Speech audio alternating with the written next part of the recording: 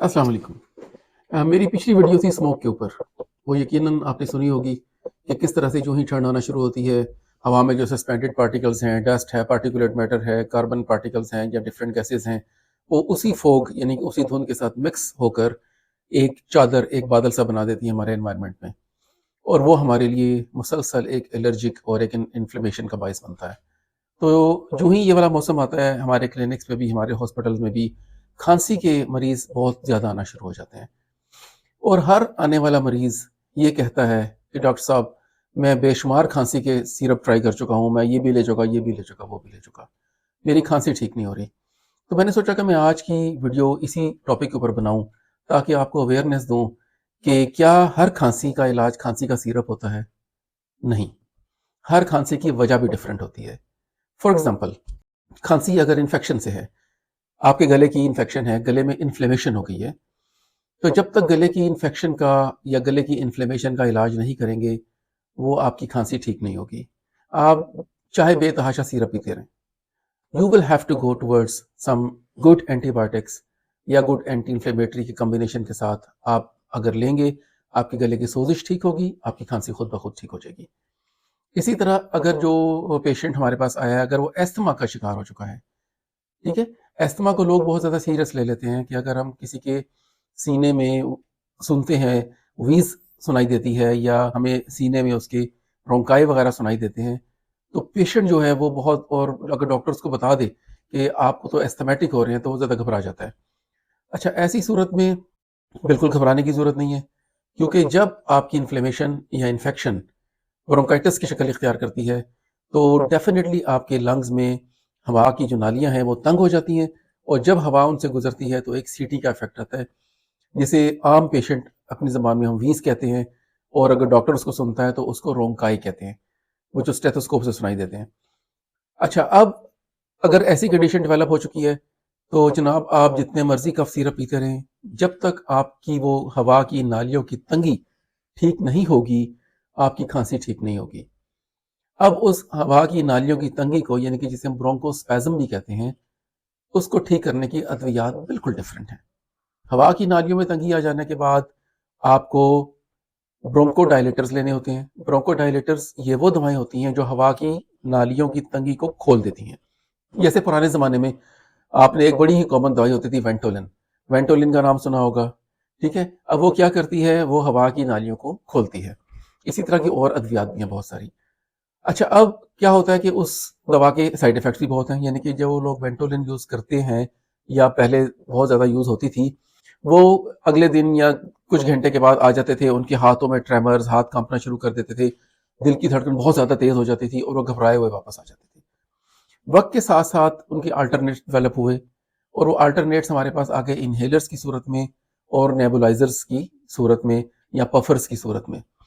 अब होता ये है कि अगर हम पेशेंट को कहते हैं कि आपकी जो खांसी है, वो उसके लिए हम आपको एक इन्हेलर देंगे या कोई पफर देंगे, या आपका जो बच्चा है, उसको जो खांसी हो रही है, वो ब्रोंकोस्पैज्म यानी कि नालियों की, हवा की नालियों की तंगी की वजह से हो रही है, तो आपने इसको नेबुलाइज कराना है, तो थोड़ा घबराहट का शिकार होते हैं। तो मेरी इस वीडियो का मकसद आपको ये बताना है कि देखें, खांसी का अगर आपने इलाज कराना है तो उसकी वजह को ट्रीट करना होगा। अगर वजह हवा में नालियों की तंगी है, ठीक है, तो फिर जब तक वो तंगी ठीक नहीं होगी, आपकी खांसी ठीक नहीं होगी। तो उसके लिए वो दवा जो पहले हम दे दिया करते थे कि आप इसको पानी के साथ खा लें, जो आपकी, जैसे वेंटोलिन मैंने बताया, जो हवा की नालियों को खोलती थी, अब वो दवा मैदे में जा रही है, मैदे में जज़ब होती है, फिर पूरे खून में शामिल होती है, फिर सर से लेके पाँव तक हर जगह पहुंचती है और बहुत सारे साइड इफेक्ट्स करती है। तो क्यों ना आपको वो दवा दी जाए जो डायरेक्ट आपके फेफड़ों में चली जाए, जहां उसकी ज़रूरत है, ठीक है। अच्छा, फिर इसमें बाज़ औक़ात जब हम पेशेंट को स्टीरॉइड्स देते हैं, तो उस वक्त भी पेशेंट थोड़ा घबरा जाते हैं। लेकिन स्टीरॉइड्स उस वक्त, ओरल स्टीरॉइड उस वक्त दिए जाते हैं जब हम हर चीज़ को रूल आउट कर लेते हैं। अगर पेशेंट डायबिटिक है, हाइपरटेंसिव है, या पेशेंट को और कोई कोमॉर्बिड्स हैं, तो हम उनको अवॉइड करते हैं। लेकिन अगर कोई ऐसी कॉन्ट्रा इंडिकेशन ना हो, तो स्टीरॉइड्स बहुत अच्छे होते हैं, क्योंकि एक्यूट ब्रोंकाइटिस में या क्रॉनिक ब्रोंकाइटिस है तो एक्यूट और क्रॉनिक ब्रोंकाइटिस में स्टीरॉइड्स बहुत ही इफेक्टिव होते हैं। तो अगर डॉक्टर आपको समझ बूझ के दे रहा है स्टीरॉइड्स, तो आप वो भी ले लें। जो हमारे इन्हेलर्स होते हैं, इनके अंदर भी स्टेरॉइड्स शामिल होते हैं, जो डायरेक्ट आपके लंग्स में जाते हैं और वहां पर अमल करते हैं जहां पर उनकी जरूरत है, और हवा की नालियों को खोलते हैं اور اینٹی بایوٹکس انفیکشن کو ختم کرتی ہیں اور آٹومیٹیکلی یہ کھانسی ٹھیک ہو جاتی ہے. میں نے دیکھا کہ پیشنٹس، کیونکہ آج کل ایک عام کف سیرپ بھی کم از کم 300 350 تک چلا گیا ہے. اب پیشنٹ جو ہے جناب یہ لیا وہ لیا، جتنے اشتہار آ رہے ہیں وہ سارے کف سیرپ یوز کر لیے، لیکن چونکہ وجہ ٹھیک نہیں ہوئی تو کھانسی ٹھیک نہیں ہوگی. دوسرا یہ کہ اگر جو بچے ہیں جیسے نومولود بچوں کو بھی یہ مسئلہ ہو جاتا ہے تو اس کے لیے بیسٹ دوا ہوتی ہے نیبولائزرس. تو میں نے اپنے بہت سارے پیشنٹس کے گھروں میں اب نیبولائزر رکھوا دیے جن کے بچوں کو یہ فریکوینٹ پرابلم ہوتے تھے، سانس ہوا کی نالیوں کی تنگی ہو جانا، برونکوسپیزم، پھر کھانسیاں. تو نیبولائزرس کے آنے کے بعد ان کی لائف بہت ایزی ہو گئی ہے. اب وہ ادھر ادھر نہیں بھاگتے، ٹھیک ہے، ایسے ہی بے فضول قسم کے جو کف سیرپس ہیں ان کو یوز نہیں کرتے اور ڈائریکٹ وہ ٹریٹمنٹ کرتے ہیں جو ان کو ملنا چاہیے.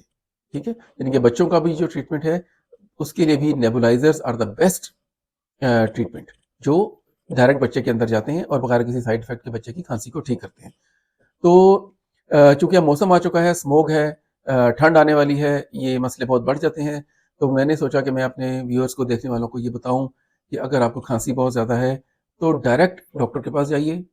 یہ نہیں کہ آپ نے 4-5 دن مختلف کف سیرپ یوز کیے پھر ڈاکٹر کے پاس چلے گئے، تاکہ ڈاکٹر آپ کو صحیح طور پر آپ کی تشخیص کر لے اور آپ کو اس کے اکارڈنگلی ٹریٹمنٹ دے، تو جس سے آپ کی کھانسی ٹھیک ہو جائے گی. دوسرا میسج یہ تھا کہ انہیلر سے بالکل مت ڈریں، انہیلرز آپ کے لیے بہت فائدہ مند ہیں.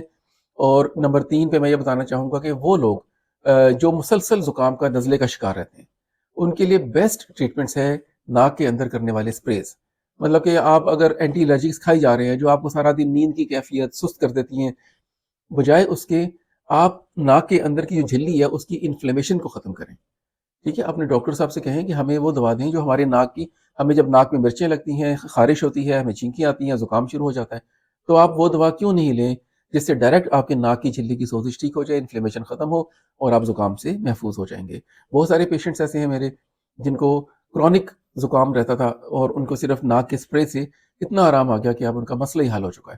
تو یہ مقصد تھا میرا آج کی ویڈیو کا کہ آپ اپنا خیال رکھیے گا، موسم آ چکا ہے. ٹھیک ہے، تو میرا واٹس ایپ نمبر بھی آپ کے پاس موجود ہوتا ہے، تو آپ کو جو بھی پرابلم ہو آپ مجھ سے شیئر بھی کر سکتے ہیں اور آپ مجھ سے ایڈوائس بھی لے سکتے ہیں. اور آپ اپنا خیال رکھیں، وہ الرجنس جو آپ کو تنگ کرتے ہیں، وہ جیسے ڈسٹ ہے اس سے بچیں. باہر جاتے وقت اسموک بہت زیادہ ہے، ماسک لگا کے باہر نکلیں، ناک صاف کرتے رہیں، کلیاں کرتے رہیں اور فریکوینٹ نیم گرم پانی کا یوز کرتے رہیں. بلا ضرورت گھر سے باہر مت نکلیں. ٹھیک ہے، اپنا بہت زیادہ خیال رکھیں. مجھے اجازت دیجیے. السلام علیکم ورحمۃ اللہ.